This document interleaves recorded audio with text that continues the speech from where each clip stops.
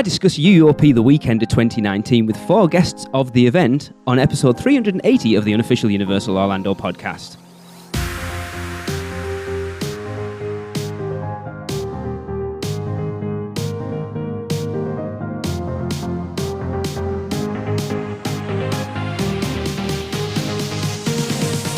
Hey everyone, it's Lee. I am here, well, I'm on my own, kind of. No Tracy, no Chris or Darren, but I am joined by, from Grafton, Wisconsin, is Becki Tyler. Hello. Hello, Becki. Joining us once again for the second time in a couple of months, actually, from Halethorpe in Maryland, is Christina Freundel. Hi. Hello, Christina. And joining us from Lafayette, Louisiana, my Halloween Horror Nights backpack, Miss Naomi Quebedeaux. Hello. Hello, Naomi. Did I get your name right there? Yes, I was very surprised the first time I heard you say my last name that you had never asked me how to say it, but got it correct. Awesome. So, way to go. And rounding out the round table, coming to us from Springfield in Illinois, is Miss Stephanie Grant. Hello, Stephanie. Hello. Hi.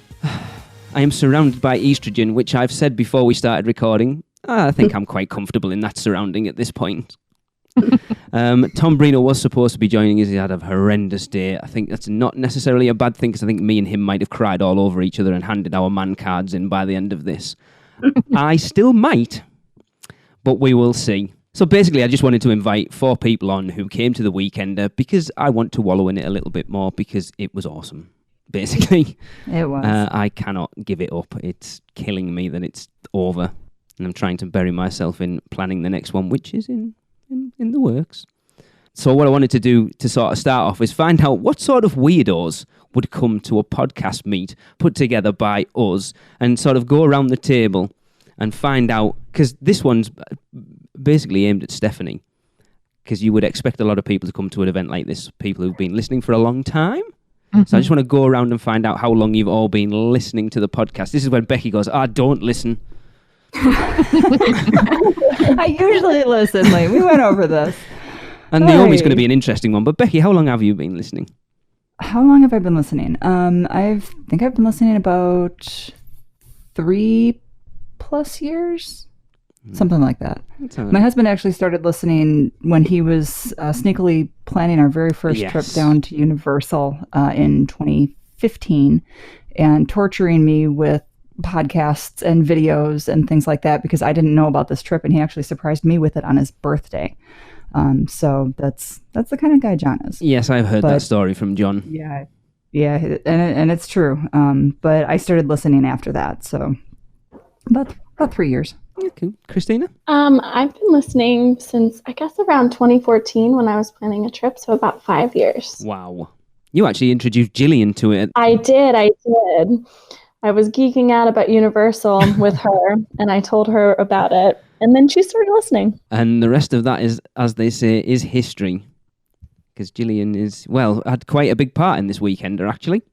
She was a massive reason we ended up getting to come out. Yep, she's amazing. Yeah, unfortunately, the first time I got to meet Jillian, I was feeling rather... Well, and you, Christina, at that point. I was not feeling particularly well at that point. Yeah. But I'm glad you had a better ride on Hagrid's afterwards. We did. Naomi? I guess I've been listening, not regularly until recently, but I have listened to a few episodes here and there, probably for the past 2 years, maybe. Okay, longer than I thought. Yeah, a few episodes here and there. For full disclosure, you are an agent for Mouse and Muggle, aren't you? I am. And so, honestly, it was like, okay, well, we sponsor this podcast. What's it all about? Let me listen. And okay, well, there's Robin and Michelle's voice. Okay, that's neat. So you only listen for when Robin and Michelle is on, is that what you're saying? No, not at all. That's not what I meant. I don't blame you, in fairness. But more recently, I've picked up a few. I guess after the Weekender was announced, and I wanted to get to know the people I was going to meet. So our 11-year-old helped you out a little bit as well, didn't she? Oh, yes. That was a huge help. That interview with Jade, my best friend. She doesn't even know it yet. Stephanie, that makes you the newest listener, I guess, then? Yes, it does. I started listening in December of 2018, so about a year ago. Wow. And I started listening because I was actually researching the rides because of my motion sickness. And so the first episode I listened to, you guys were discussing motion sickness in the park and the rides and how kind of have to deal with that.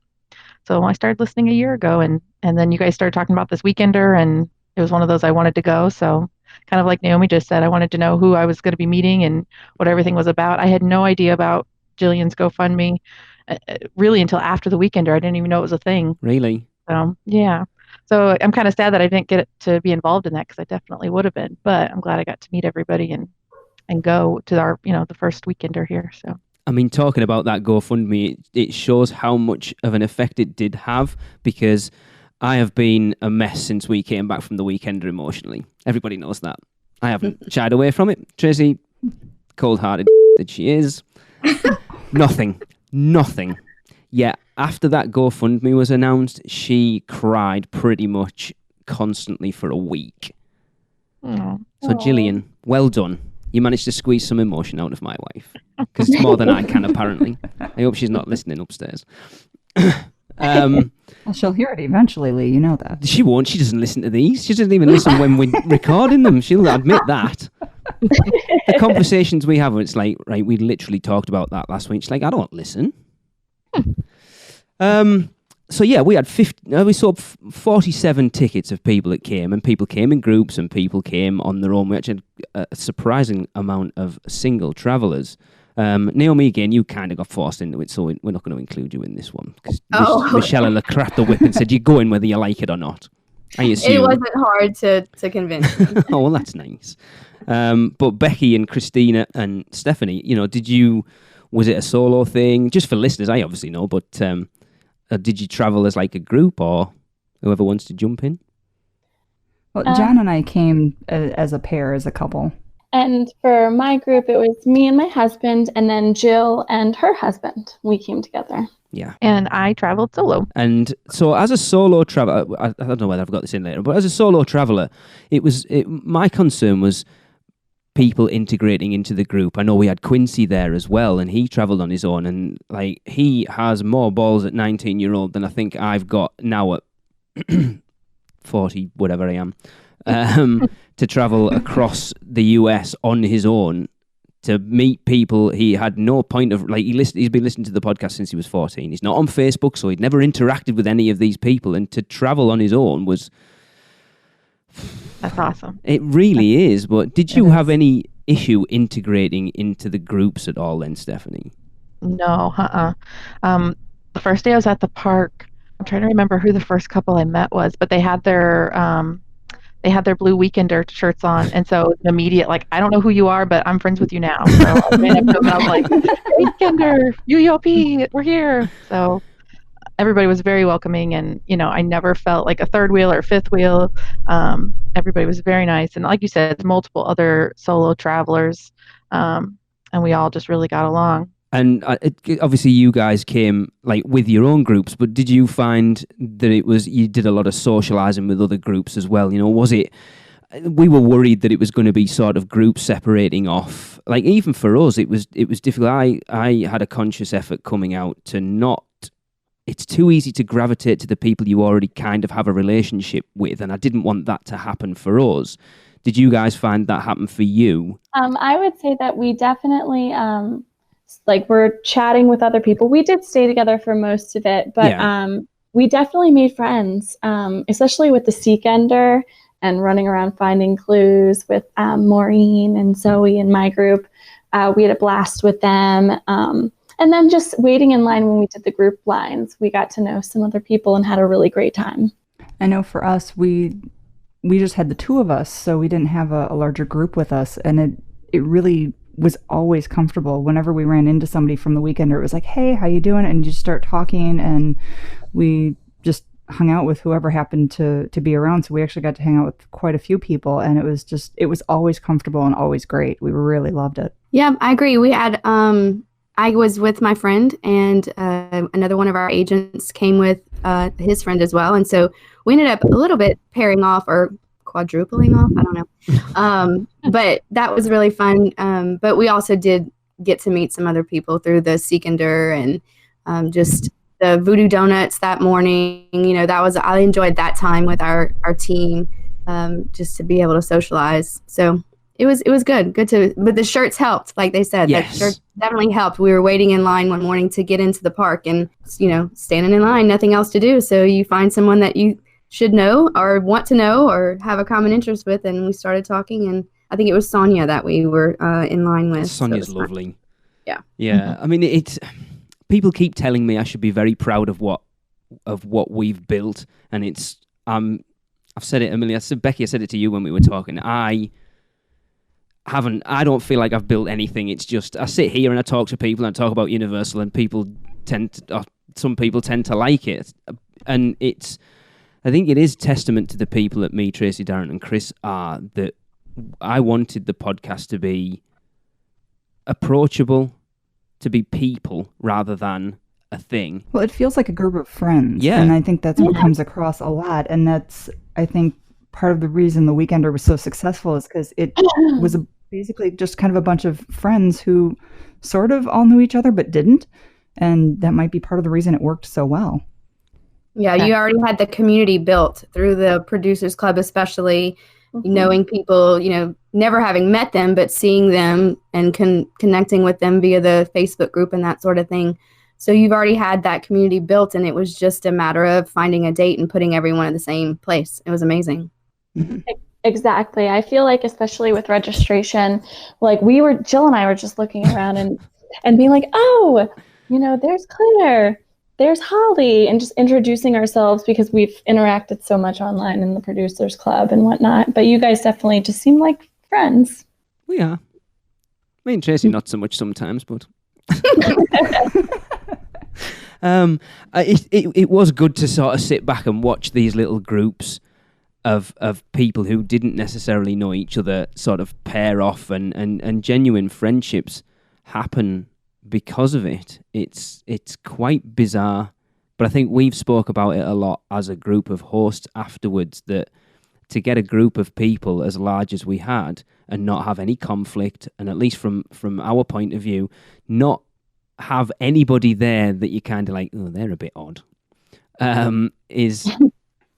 Aren't we all a bit odd? Right. Well, yeah. I suppose that's it. Might be more of a commonality than you think. Yeah, we have said this as well, that they usually say if there's no one in the group that you're off, it's you. So that maybe I need to look at myself. But no, the fact that we had that many people and everybody got on, as a huge group is amazing, and it's still not lost on me at all that it's very humbling is what it is. And to know that you have such a wide variety of listeners, not only where people live, but ages and, just all over the country, all over the world. Yeah. It's really cool. I think someone at The Weekender said, after listening to the podcast so much and then being at The Weekender and having, Stuart and Claire, who are from Ireland, and then Zoe and other Claire, you start picking up on their accents. Naomi. That was me. Yeah. I started thinking in a British accent.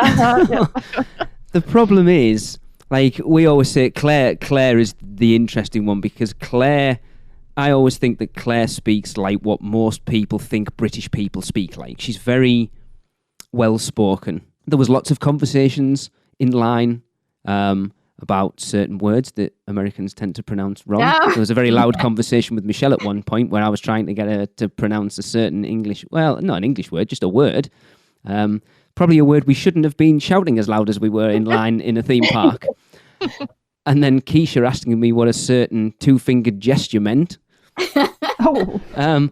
It was nice to be with a group of adults in a theme park and just be yourselves. It was brilliant. Like the last few trips we've been on, Tracy's had to be mom, and Tracy got to be herself on this one. I think we talked about it yesterday, Becki, when we were talking. Tracy being able to go out and actually be herself for the first time in 15 years, I think at this point, was huge, and we all overshared. There was lots of oversharing going on, actually. Yes. Is testament to how close that group is. And this isn't, we haven't even started talking about the events yet. We're literally just talking about a gathering of people with a common interest. Yeah, and I think it speaks to just how comfortable everybody was with each other, whether that's from hearing everybody on the podcast, interacting online, all that stuff we did ahead of time, I think really probably laid the foundation for a lot of that. Yes. I will say, as the opposite side, like, I wasn't a member of the Producers Club. I didn't know, anyone really, a few of our agents that showed up and their friends. But coming back after it, that's what made me want to join the Producers Club. And that's what made me want to really build these relationships even more. So I think my take is a little bit different than you guys. Yeah, that's why we set up the Facebook, like the Weekender Facebook page, to get everyone in there and start, like you say, trying to sort of build those relationships before everyone got out there. And I think it worked. Mm-hmm. Yeah, definitely. We've spent, 20 minutes just talking about, and I think it is, again, it's testament to the group of people we had out, that me and Tracy have talked about it quite a lot since we came home. And this trip was probably the least theme park focused trip we've ever had to Orlando. We rode the least amount of rides we've ever ridden in a 7-day period in Orlando, and yet normally you come and go, I wish we'd ridden that more. And we're just like, do you know what? I loved every minute of it, and I wasn't bothered that we didn't do as much as we normally did, because it was just a completely different focus. It was, and I guess that's where I wish I had more time. Mm-hmm. Yeah. I agree, though. I didn't, like, at the end, for example, there were a couple rides that I just didn't get to hit up because we were busy. And Jill was like, oh, are you going to go before you go to the airport and try to get those? And I was like, I feel really satisfied with our trip. I had a great time. I will not be heartbroken if I don't get to go on, like, one ride. Because it was about more than just that. And it's so counterintuitive to everything we talk about on the podcast. It's just bizarre. Yeah, and I was going to say, it doesn't really hurt, that you have another trip planned. So there's going to be opportunity here close in the future. Sorry, another 2 trips planned. Oh, yeah. Actually, at this point. 3. 2 booked, 3 planned, yeah. Oh, rubbing it in. I will go back a little bit, and I'm going to throw John under the bus. So we had a conversation with John yesterday that it took John, was it 4 days to realise that Chris was Chris from the podcast? Yeah, that is true. He said he must have heard me and John talking about audio stuff. So Chris walked up to him and was like, oh, what do you do? And he was talking to him for about 5 minutes and then was like, oh, I've just realised who you are. And it's like Sunday. How did you not realise that was? I suppose because we never really. We kind of assumed that everyone knew who everyone was. I suppose Chris is the sort of newbie in it. That Stephanie managed to grab the picture of my first meeting with Chris. Yeah, that was by chance. I was taking pictures. Yeah, I was taking pictures just around the sign-in or whatever, and you bolted, and I realized, all of a sudden, it was like, oh, that's their first meeting. So I quickly just snapped a few photos. Oh, that's sweet. Well, that's awesome. Good timing. So, John, Stephanie's been listening since December last year. She knew who Chris was. Just but that was also because I joined the Producers Club. Oh, true. I knew who you guys were at least, and all the hosts. And then even if I didn't know face-wise, their voice would give it away. Right. Chris is very distinctive. Mm-hmm. Yeah. I was like Seth Kaversky. He was waiting at the sign-in when I got there, and he, I went to meet him, and he's like, "Hi, I'm like, "You're Seth Kaversky." I took his hand, and I was like, "Oh God, that's probably too much," but it was funny. I'd be used to it.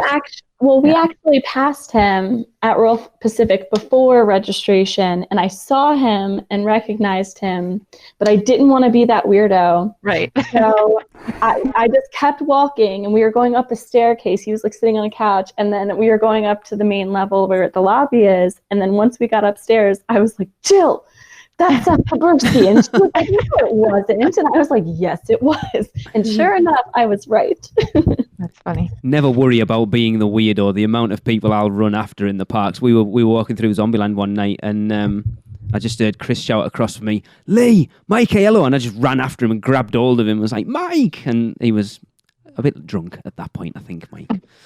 It was quite amusing, but I don't care. I'm not it's weird at home. I'm shy as hell. Put me in a Universal park and I'm an entirely different person. So never be shy. These people are used to it. But I think they appreciate it too. John chased down Mike Aiello too, and he was super nice and really appreciated, John taking the time to say hi and how much he liked Horror Nights and liked everything that Mike had done. Yeah. Because I think those, people like Mike, for all he is high up, it's not lost on him that without people like us, he hasn't got a job. Mm-hmm. Right, so let's get into the Weekender a little bit. And I've kind of said already, I'm not doing this to boost our egos about the Weekender, because I know it was awesome. You know it was awesome. All the people who weren't there also know it was awesome. But looking at the event itinerary from that initial sort of what we put out, what was like the one thing that you kind of saw and was like, oh, that is what I cannot wait for that? The group Fast and Furious ride. Oh, yes. Yeah. I was looking forward to everything, but I think I was really looking forward to your reactions. Oh, and it was brilliant. It couldn't have gone any better. I would say, well, definitely the group rides, but I think the Seekender, we were all in. Yes, I remember you and Gillian doing your Producers Club live, and it was like, we are gamers. We like challenges. We do this all the time. We will win. Mm-hmm. And sad for anyone listening that you didn't. Well, we came very close. Do you know how many points were separating them? It was 6 points, and I think that you guys said that it was it was Men in Black. We all had the correct answers for all of the questions. It was only Men in Black that determined it. Wow. Yeah. That's awesome. And there were some hard questions in that Seekender as well. Like that Seth, Seekender was awesome. Yeah, Seth knocked it out of the park. For sure. It was so much fun. We had a blast. But, just so everyone knows, totally blaming my husband for our loss. He didn't get the $100,000 bonus. He didn't push the red button at the right time. I think I was looking forward most to the Scare Actor dining. I know, it's going to sound so strange. It really does. But I think it was because it was before Halloween Horror Nights. It was a nice little ease into all of that. It wasn't much of an ease in. It's like, we're okay. And then we're straight into Horror Nights. Yeah. I can't wait to talk about that. I definitely, as far as favorite stuff we were looking forward to, the Fast and Furious ride absolutely was top among them, and it was absolutely fantastic. I love that ride. Not that I love the ride in general, but that particular instance of it was just fantastic. I think the group house walkthroughs were definitely on my list too, because just getting to go through those houses, having done it the year before, and it was just John and I, that's kind of where I actually learned to go through the haunted houses, because I'm not a horror fan. But being a theater nerd, I love to know how this stuff works and pick it all apart and that sort of thing. And so I did that, but getting to go through it with everybody else and seeing their reactions and how they enjoy it, I was really looking forward to that. Yes, that certainly made my Horror Nights experience very different this year, I shall say. 2 people in particular, one of them currently on this call.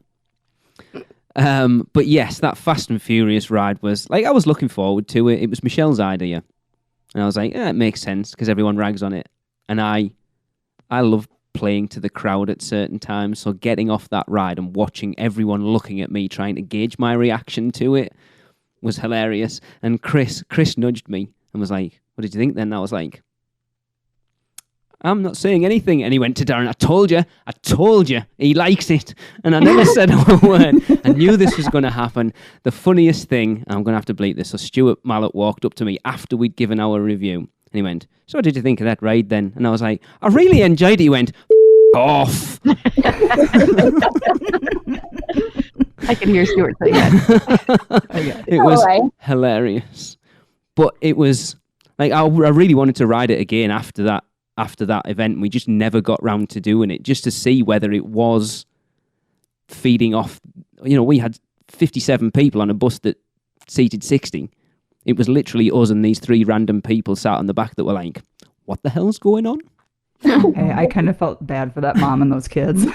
Oh, they ended up with a very raucous group of people that they did not understand why we were so happy. Yeah, but then the thing is, they get off that ride and talk to anyone. What did you think of Fast and Furious? I've heard it's the worst ride in the park. It was awesome. And they go on it and go, what the hell did you ride? Because it wasn't that.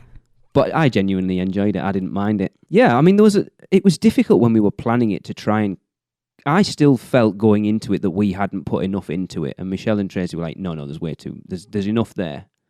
And I think we've talked about going into the next one. I think having more socializing time, I think, is something you can hear already us talking about it, how important that is to the group of people that came to the Weekender, of being able to connect with those other people. And I think doing it when we did it with Horror Nights really limits the amount of time you get to do that, because Horror Nights eats up so much of your theme park time. Becki, I think we talked about it again yesterday, where you're going through the houses, like the lines and stuff with people, but then everyone's switching, so you're not necessarily getting to finish conversations with people. Mm-hmm.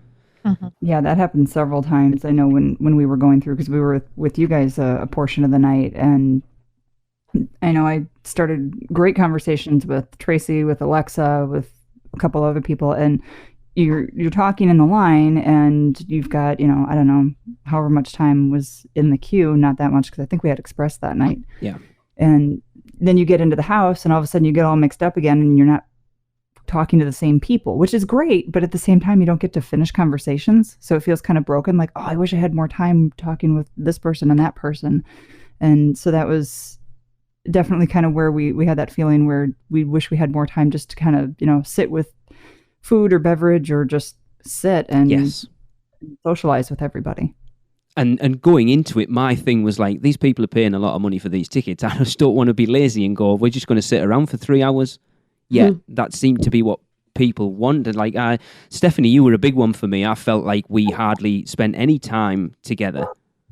And then coming back, I was like, I reached out to everyone personally once we came back and said, thanks for coming. And we've chatted a lot online since, and it makes me realize how much I didn't get to spend time with people I want to. Yeah, and that's true. But at the same time, we all got to hang out together, and it was still a great weekend. And that I just keep saying next time, we'll do that next time, because there will be a next time.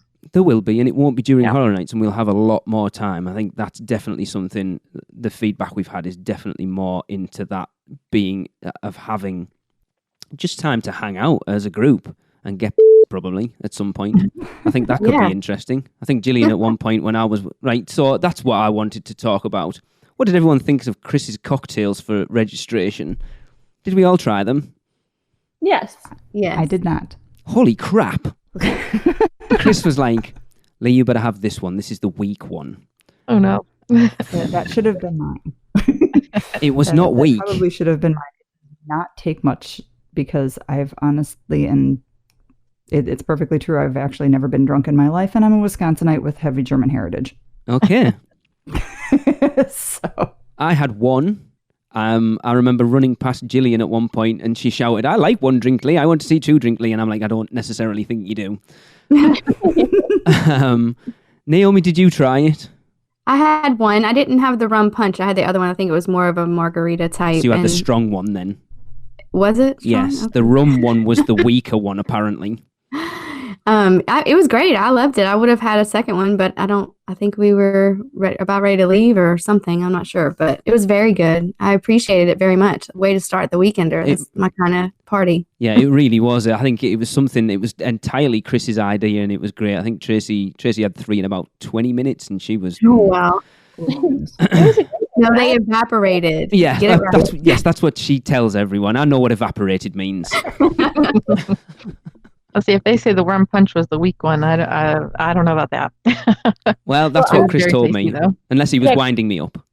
Alexa, the mango margarita was the strongest, and I had one of those. And it was delicious. It was a great way to start. Yeah. Chris knows his alcohol. Mm-hmm. It was awesome. It was just that whole atmosphere at registration, like where we had it, was perfect. It was absolutely perfect. Agree. And that was a good example of like us all just hanging out. Yes. Before everything kicked off and got started, we were just all talking and mingling, and it was a lot of fun. Yeah, we definitely need to do more of that next time. Right. Well, we are going to take a quick break.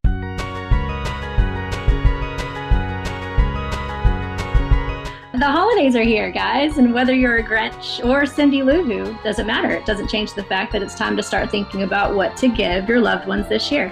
Well, don't fret, because both Disney and Universal have you covered. Reach out to us at mouseandmuggle.com, where you can fill out a no-obligation quote request. And remember, at Mouse and Muggle Travel Company, our goal isn't to sell you things, it's to help you make memories. So let our team of experts help you plan your next big adventure. Right, so let's move on. I want to talk about Horror Nights. I can't remember whether we were talking about this before we started recording. Becki, you say this was your second year at Horror Nights? Correct. Christina, this is, how many times have you been? This was my third year. Third year. All 3 in a row, yeah? No, we missed last year, so I didn't go to 28, but we went to 26 and 27. Naomi, this was your first? Yes, inaugural trip. Stephanie? Yes, this was also my first. Mm-hmm. Right, so I want to talk specifically to you two at this point. Going into something, have you ever done... Naomi, I know you've never done anything like this before. Stephanie, have you ever done anything like Halloween Horror Nights before, like a local haunt or anything remotely like it? Other than like a Six Flags Fright Fest, no. I do not go to haunted houses. Maybe a haunted hayride, but that's mild. So I was truly terrified, kind of going into Halloween Horror Nights. I think Naomi and I are kind of on the same page. And I know I was traveling solo, but I only knew that I'd be able to go to Halloween Horror Nights because I'd have the Weekender group that I knew I'd be going with. So I did not go through a house by myself. Yeah, that's an interesting question, because obviously, like, Becki, you'll have had John as your shield. Naomi used me. Christina, I'm sure you and John had each other's backs. Of course.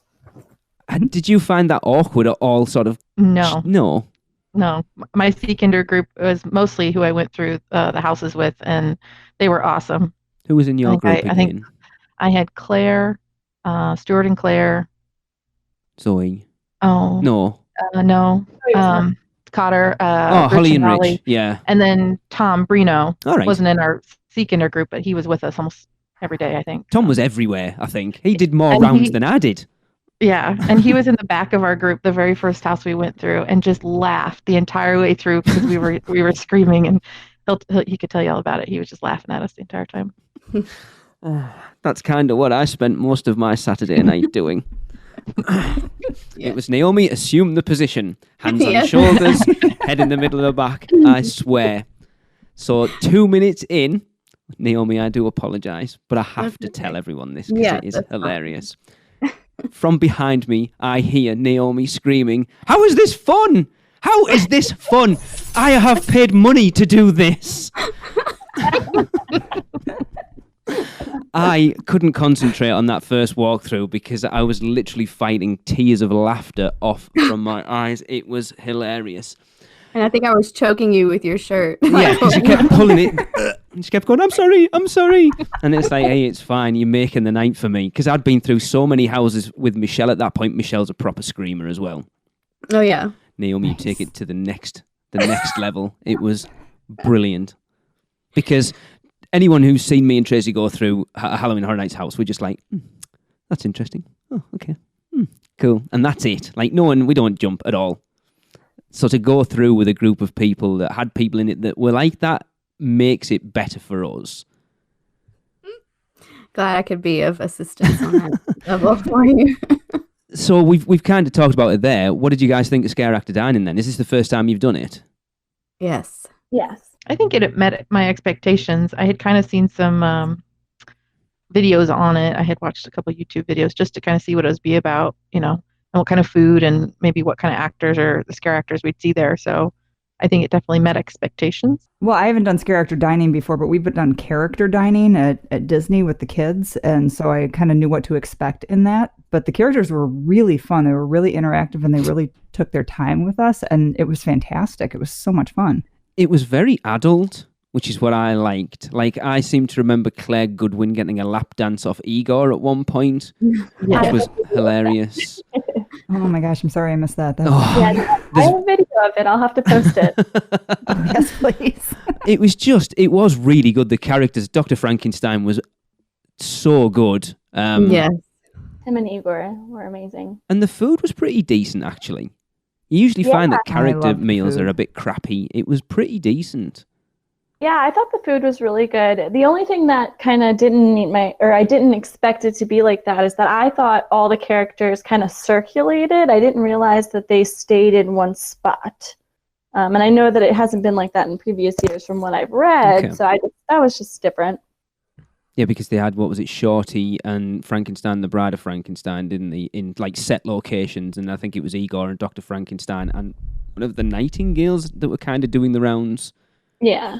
Mm-hmm. Mm-hmm. Yeah, because I completely missed the photo ops. Tracy was off doing them. I was rubbing shoulders with Horror Nights. Anyway. So you must have missed whenever Joe went to see Frankenstein and yes. Oh, I heard about this. That was the best part of probably the whole trip. I wish I could have seen that. I was scared. It was my turn to go and take a picture with them, and I literally couldn't even get close enough for the girl to take the picture. I don't know. It was frightening, and it was terrible. It was so bad, and they weren't even doing anything. They were literally just standing there, and I was such a baby about it. And then Joe was immediately behind me, and so I just walked away. I gave up. I was like, if you didn't get a picture, that's fine. I don't even care. I walked away, and the Frankenstein just looks at Joe and bows down to him. And the Bride of Frankenstein just broke character. She was laughing hysterically. She had to bury her face in his arm or turn her head. That. It was, and it took her 5 minutes to get her composure back. It was hysterical. Awesome. I know he had a few interactions in the monster's house with the Frankenstein jumping out, because obviously he's used to towering over everyone, and then stands up to Joe and has to look up to him. Yes. Yes. It was the best. So awesome. Naomi, I have to ask, you do realise they're just regular people dressed up? I do, but for some reason, that particular instance just got me. I don't know. Which is so strange, because the scare zones were laughable to me. Like I wasn't scared a bit. I didn't need to walk with anyone. It was just great. I wasn't scared at all, but just, I don't know. They were just so intimidating. I guess that's a testament to the actors, huh? Yeah. Mm-hmm. So Stephanie, how did you find it then? Like, having never done Horror Nights before, did you find it frightening? Wasn't frightening, but definitely the jump scares. And then once you kind of, when you're going through the house and you're going to turn a corner, after a few houses, you realize you'll get the scare in front of the corner and then around the corner, that they have both jumps, spots to jump out at. So I got more used to that. But kind of going back with Naomi saying about Frankenstein at Scare Actor Dining, I tried to get a photo op, and I was terrified to even stand next to him. And every time I'd inch a little closer, he would start to growl. Like he'd do a low. And so, like, the photo of me, I think I looked terrified because I kept like, just trying to get a little closer. So it was. I'm glad I'm not alone. No, no. I think I went by myself on that one. No one else was with me at that point, and I was like, oh God. And then I think right after Scare Actor Diner, we did the group walkthrough. Yeah. And we went both through Graveyard Games and Universal Monsters, I think. Yes. And then that's when I realized that the scare actor for the dining is probably the same one that goes in the house, or is in the house. That's my guess, at least. Possibly. They look the exact same. The scare actor dining goes on quite a lot. I think we were one of the first seedings, so I'm not sure how long it goes on after. I see. So they look the exact same. I mean, their effects team did great. Becki, are you a squealy girl going through houses? Not usually. I've never been a fan of haunted houses, and I was not sure last year. John really wanted to go, so I'm like, okay, we'll go. And I learned what to look for in the set pieces and the scenery, so I knew where they were going to jump out from most of the time, and that really helped. Please also understand, I'm an analyst, so I tend to pick things apart when taking in a situation, and so that I think really helped, because and having John as my shield, learning to go through these things, it's like, okay, now that I know the pattern, kind of like Stephanie was saying, now I know what to look for, and now I'm more comfortable, and now I can go through just about anything. It doesn't bother me, and if he wants me to go first, I can go first. That's fine. I prefer to have him go first, but I will take the lead if need be. or if I want to. Yeah. Christina? I wouldn't say I'm a squealy girl, but I do jump. I will jump, but I'll go through with a big smile on my face normally. That's what I do when I'm a little bit nervous, is I'll smile a ton. But also, I'm a big theater geek, so I love all the sets. So I'm a lot like you and Tracy, where I'm just looking around and marveling and trying to figure out the effects and everything. But normally it's the jump scares that get me. I do jump, I'm not going to lie, they get me. But and then I giggle. So it's not as fun because I don't scream, but I have a good time. Yeah. Yeah, I mean, everyone gets something different from it. Like, if you see me, Tracy, Chris, and Darren going through, we're like, are they dead? Because we're just walking through going, oh, I like that set. Like, all of four of us, none of us jump at all. It's quite weird.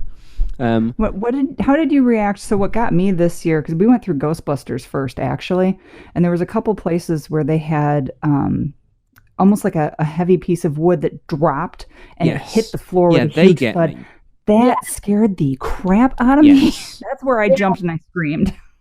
Yeah, like when the boo holes drop, sometimes like a big loud that made me jump a couple times this year. You can feel it in the floor. That's what got me. Like, I can handle the audio of it, but it hitting the floor is what made me jump.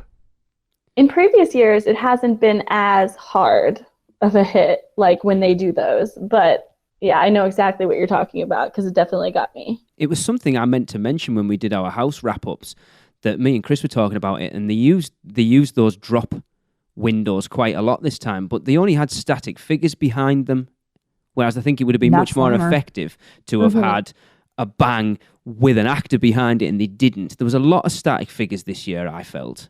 I agree.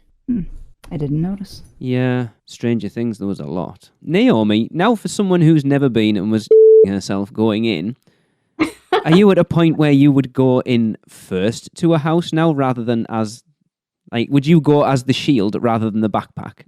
No. Not a chance. No. Oh, who did you, because there was one, I think there was one house we didn't go through together. Who was your backpack for that one? Or who was your shield? Who were you the backpack for at that point?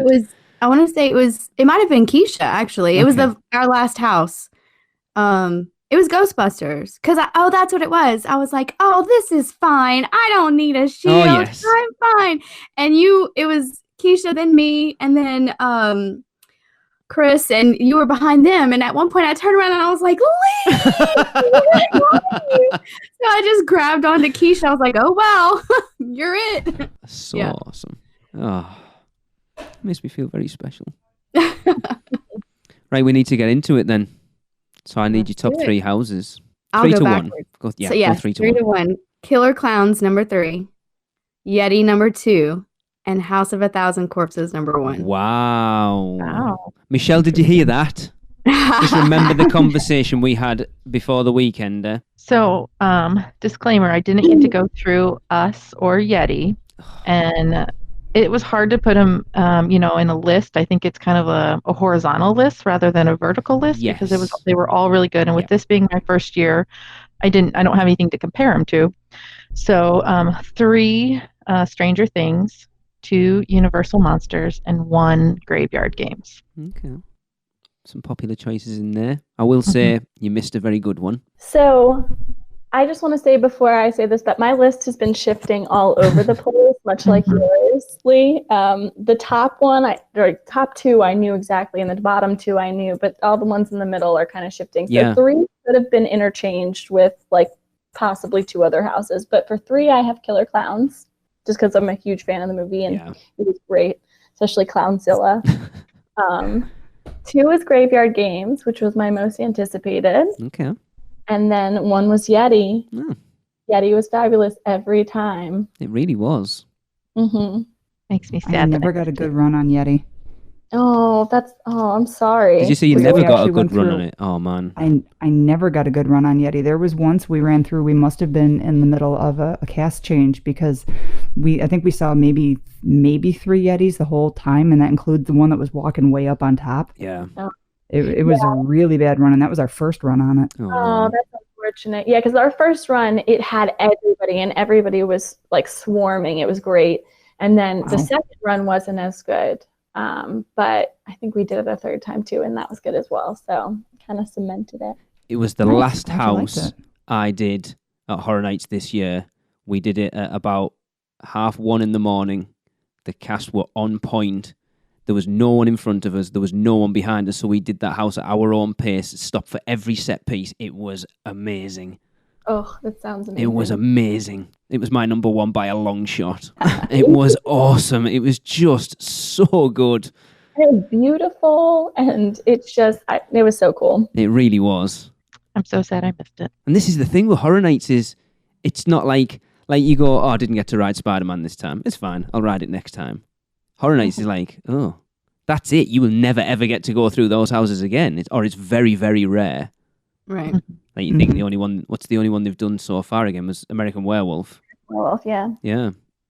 It's quite sad, really. My top 3, number 3 was Ghostbusters. I had a couple really awesome runs through that, and I know not everybody loves that one, but I loved Ghostbusters. 2 was Universal Monsters, and 1 was Graveyard Games. That was pretty close to mine. My 3 could have been changed in between Stranger Things and Ghostbusters. Yeah, it was such a strange year because I think, like, my top 2 pretty much cemented themselves there from day one. But then, like you say, those sort of 6 or 7 in the middle could quite comfortably change every time you think about it. Mm-hmm. Mm-hmm. It was a really strong year. I mean, even when we talked about it for our lists, I changed mine while we were discussing them. There was one that coming out of the event, my number 10 was like, oh my God, it's horrendous. I hated it. And the more I've come home and thought about it and talked about it, it moved up about 4 places. Us was bottom of my list for a long, long time. That's what I suspected. Yeah. We had really good runs in that as well. And I was expecting it to be garbage, but it was higher on my list than I thought. It's the only one I didn't do. It's a get under your skin. You don't really realize how good it is until you've thought about it a lot, I think. Mm-hmm. I think Lou Pizza was at the house in Hollywood. Yes. So cool.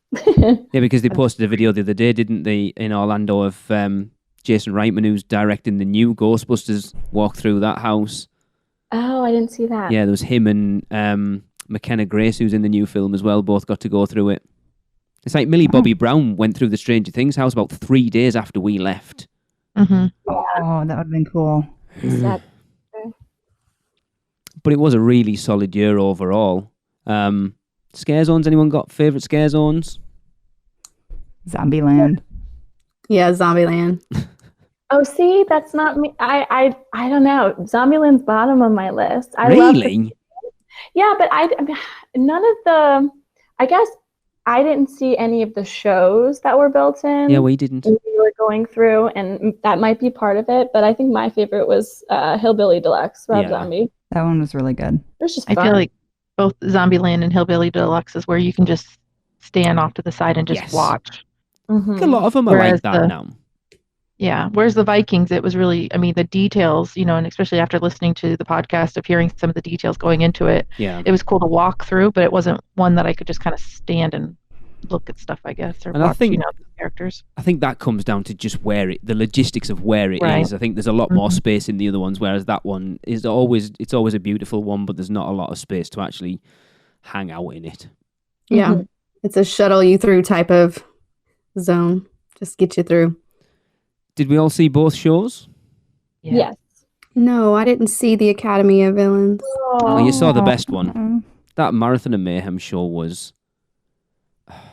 I listen to it on YouTube like multiple times a day. And surprise, surprise, it brings me to tears nearly every time I watch it. It's just so good. But so was Academy of Villains. We waited to see Academy of Villains until our last night. And we were really sorry that we did, because if we had seen it earlier in the trip and one of the earlier nights, we would have gone to see it a second time for sure. We loved it. We did too. Yeah, I went to see it on Sunday, and I was actually with John and Becki. Awesome. Mm-hmm. So, yeah, she's the one that caught the AOV and the lighting ring. Oh, cool, yeah. That's a good detail. Yeah, that was awesome. I mean, just the energy. Yes. The energy there was just... And, just to know that they did that, 5 times a night, I think? Yeah. 4, something like that. That's crazy. It really is. I mean, I wasn't bothered about it going out, but it was like, me and Tracy, we'll go and see it because everyone raves about them. And it was like, I enjoyed it. And then we went back and did it during our RIP tour, which I wasn't bothered about because it's like, RIP tour, I just want to get through the houses. And everyone was like, no, we're going to go. And I was like, okay. And we ended up sat in the friends and family row behind Crystal Miraz. So we got to talk to her afterwards and take pictures with her and stuff. And it was like, that's the greatest experience of my life. But it is stunning. I hope it comes back again next year because it seems to be this year. It suited that stage a lot more rather than what they did last year. Yes. Last year was really neat, but it seemed a bit outside what they normally do. I liked a lot of the effects last year, though. Those were really neat, the way they used the lasers and the black light and stuff. But I liked more of the return to some of the more traditional stuff they've done. I've watched a number of their performances on YouTube and stuff from past years, and this year was definitely kind of more of a callback to that. And I liked it more within the Horror Nights theming and such. So within the event, I think it fit better, and the energy that they bring and the quality of the performance that they put on time after time is just fantastic. Mm-hmm. And that soundtrack. Yes. Oh, yeah, that's a good soundtrack. Yeah, Tear You Apart is my Horror Nights song for this year. I can't stop listening to it now. Oh yeah, when I first heard that, I was like, yes, because I like She Wants Revenge. So. But yeah, like you said, the energy, and they know how to work a crowd as well. The crowd's energy was amazing every time we saw it. They really know how to get the audience involved, and it was awesome. Just such a good year. Complaint last year was that because they were in the new setting, it was harder to get the audience involved. You didn't feel that connection. I didn't see it last year, but that's always like what I heard. But I feel like they did such a good job, especially with the 3 little stages up into the audience. Well, and those were there last year too. Oh, so okay. I mean, I didn't feel that at all last year. I thought they really got the crowd involved, and they actually brought people up onto those things and had like a little dance off with people from the audience, which was hysterical. Oh, cool. Because some people were really good and some people were really not. But, everybody got into it, and I think we saw it at least 2 or 3 times last year when we were there because we just enjoyed it so much. It was just such neat visuals, and they're so creative with what they do and how they do it. And it might be, last year because they were new to the stage, they didn't quite know how to adapt to it within the period of time they had. And this year they've got more experience. They might have adapted to the situation better. Yeah, because I mean, when they started in the streets, like that first year, that was my first year at Horror Nights, and it was amazing. It was so good. And then we went the second year, and that's when their stage got destroyed because of the hurricane. And they, don't get me wrong, the show was good, but it wasn't what was intended. But I think this year was definitely a return to form. It was just as good as the first year. Naomi's crying in the corner now because she didn't get to see it. I know. The FOMO is real. I don't know. Try to watch it on YouTube if you Yes, can. definitely. Yeah. There's some decent videos of it on YouTube as well, actually. I'll have to look for it. Because the rumor around for next year is that they might not be coming back and that they might be bringing Bill and Ted back. Can we have both? I was going to say, I don't know how I feel about that. See, I wanted to see Bill and Ted. I'm not a fan of Bill and Ted, I'll be honest. It's that, and it's from a Brit's point of view. It's a lot of the humor goes over our heads. It's very American humor. And I don't mind it, but it's not something I would go out of my way to see if it came back. Whereas now I'd be up for a Bill and Ted themed Academy of Villains. I think could work. I bet they could do a good job at it. Well, they kind of referenced it at the end. I think right at the end, the two, like the Dr. Jekyll and his little sidekick, did the Bill and Ted stance at the end of each show. With a hand on the chest and their arm up. So they kind of referenced it. I don't know whether that was a hint. I don't know. I would like to have both back. I liked Bill and Ted just because it was just fun. But I can totally understand why you feel the way you do. But I just want to be greedy and say I want both. Well, that's fine. There's nothing wrong, Christina. If you want both, you can hope they have both. You might not get them, but you can keep your fingers crossed. I mean, that's it, everyone. It's like now the 30th is like, that's the focus is on that now. And I think the bar's been set very, very high. Like 25 was the last time we went, and that year was stellar. It was like the top houses were really, really good, the middle were decent, and the bottom were like, eh. Whereas this year, they were all really good. It had standouts, and it had a couple that were like, they weren't so good. But as an event overall, it was a really, really good year. And for them to step up from that for the 30th anniversary is going to take some doing. Do you think they would bring back any of the most popular houses from previous years? I think the only way they do it is maybe if they do another compilation house. Yes. Like a Jack Presents Halloween, Jack Presents 30 Years of Monsters and Mayhem. Exactly. That'd be cool. That house was That would be very cool. Amazing. Like, that is the best Horror Nights house I have ever done. It was just mind-blowing. I missed it by 1 year. Oh, it was so good. But that's what cemented it. We heard all the reviews and heard you guys talking about it, and then Jill and I were like, next year we're going to Horror Nights. Naomi, you going next year? Yes. That was a long pause. Well, I'll do my best to get there. Yes, I do want to go back. Michelle, make sure it happens, please. She will. We've already discussed. Awesome. I can't believe we've been at this over an hour at this point, and we ended up total sideline on Halloween Horror Nights. But why wouldn't we? The two people who've never done it before, and I think it is an interesting conversation to have with people who've never been before. And it's Stephanie, would you do it again? Absolutely. Awesome. As long as I go with somebody. As long as someone else is there, I won't go by myself. We'll hang out with you. There you go.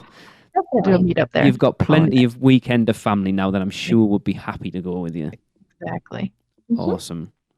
We started off talking about the Weekender. Halloween Horror Nights was a massive part of the Weekender. It really was. When we discussed sort of putting it together, Michelle was like, do you want to do it at Horror Nights? We were like, yeah, to give me an excuse to go out to Horror Nights. But overall, from my point of view, the Weekender couldn't have gone any better.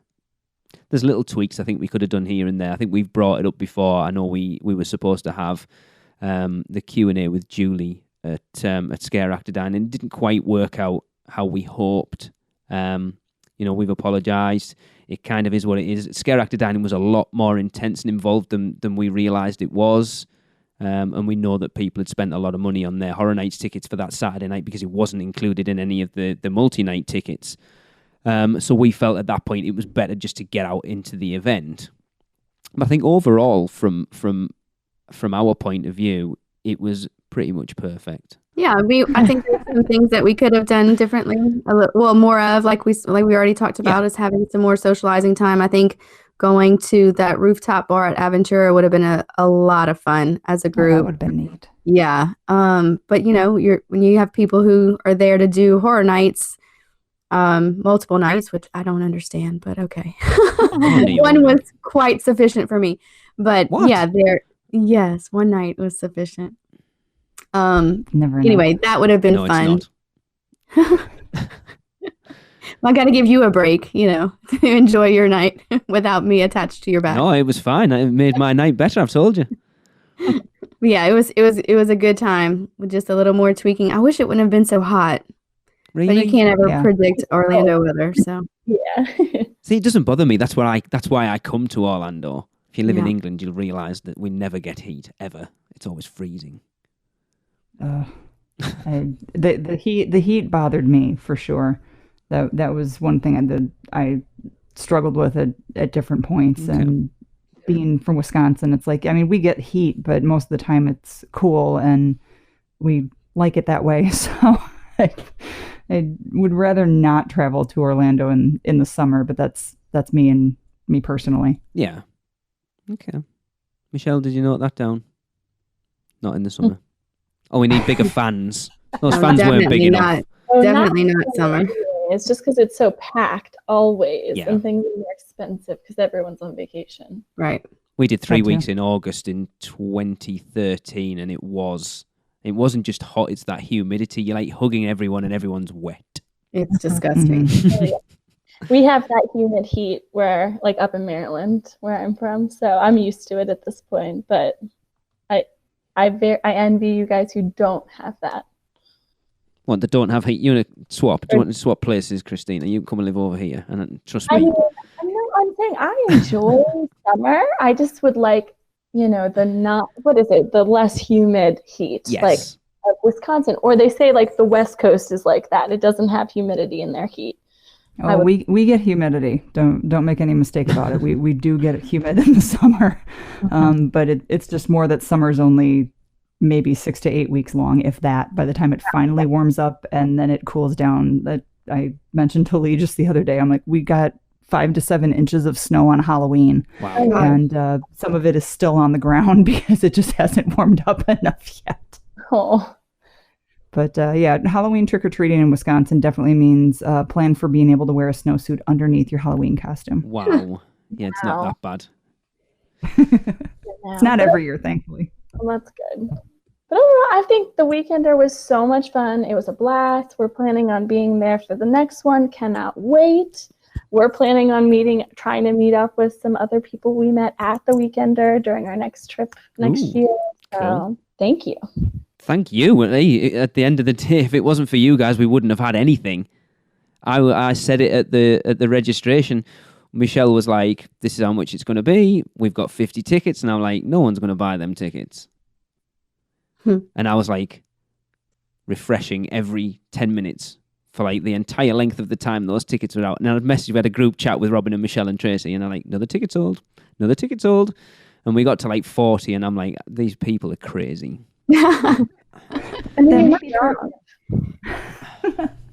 But it absolutely blew us away, and me and Tracy have both said it when we come back.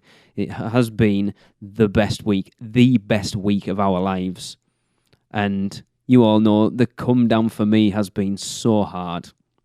I'm getting there, but it's just amazing to be part of a fantastic group of people.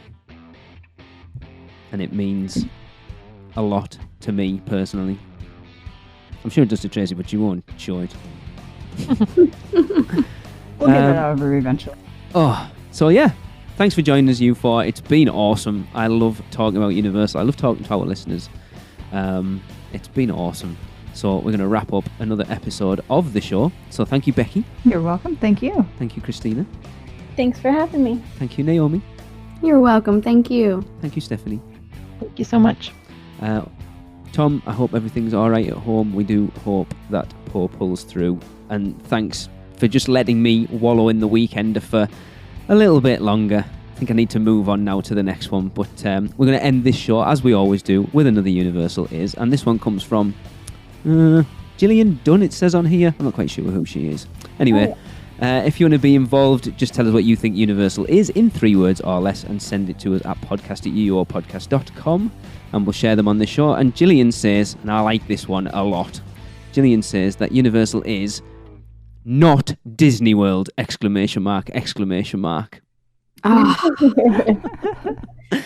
See you next week. Cut, print, that's a wrap for another episode of the Unofficial Universal Orlando podcast. Never miss a show by subscribing on Apple Podcasts and leave us a rating and review while you're there. Not an Apple user? You can listen on Stitcher, Spotify, YouTube, iHeartRadio, or your podcatcher of choice. Email us any questions or comments to podcast@uuopodcast.com. Follow us on Facebook, Twitter, Google+, YouTube, Instagram, and Pinterest. Just search UUO Podcast. Keep up with the latest news, rumors, and updates on our blog at uuopodcast.com. Thanks for listening. See you next week.